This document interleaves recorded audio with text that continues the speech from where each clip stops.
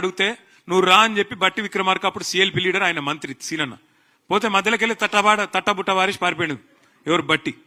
పొంగులేటి శ్రీనివాసరెడ్డి నిజంగానే గృహ నిర్మాణ శాఖ మంత్రి అయితే ఒకసారి రివ్యూ చేసుకుంటే మంచిది, ఆయనకి సిగ్గుపోతుంది. లేకపోతే ఒకటే కాడ కొల్లూరులో 17,000 ఇండ్లున్నాయి, కొద్దిగా అవతల పోతే నాగులపల్లిలో ఇంకో 5,000 ఇండ్లున్నాయి, కొద్దిగా కిందికి పోతే ఇంకో 6,000 ఇండ్లున్నాయి.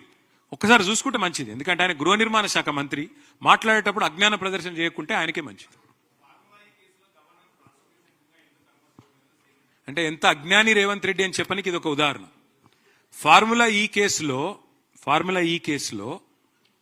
ప్రాసిక్యూషన్ కి అనుమతి కోరిండ్రు గవర్నర్ను. గవర్నర్ ఇప్పుడు అనుమతి ఇచ్చిండు. ప్రాసిక్యూషన్ కి అనుమతి ఇచ్చుడు అంటే ఏంది? నన్ను ప్రాసిక్యూట్ చేయమనే కదా. ఇక మళ్ళీ ఛార్జ్ షీట్ వేసినాక మళ్ళీ ఆయన దగ్గరికి ఎందుకు పోవాలి? అసలు విషయం లేదు కాబట్టి, ఛార్జ్ షీట్ లో అసలు విషయమే లేదు కాబట్టి, అదొక తుపేలు లొట్టపీస్ కేసు కాబట్టి దాన్ని ఏం చేసిండు?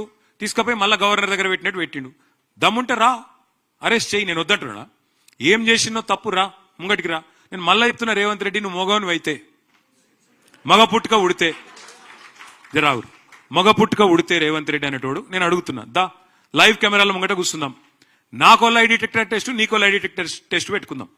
ఏసీబీ ఎంక్వైరీ నీ మీద ఉంది, నా మీద ఉంది, ఇద్దరం అది పెట్టుకుందాం, కూర్చుందాం. ఎవడు నిజాయితీ పరుడో ఎవడు దొంగనో మొత్తం దేశం చూస్తుంది. దా మగవను అయితే మగ పుట్టుక ఉడితే రా అని చెప్పి రేవంత్ రెడ్డిని సవాల్ చేస్తున్నా. ఓకేనా? Thank you.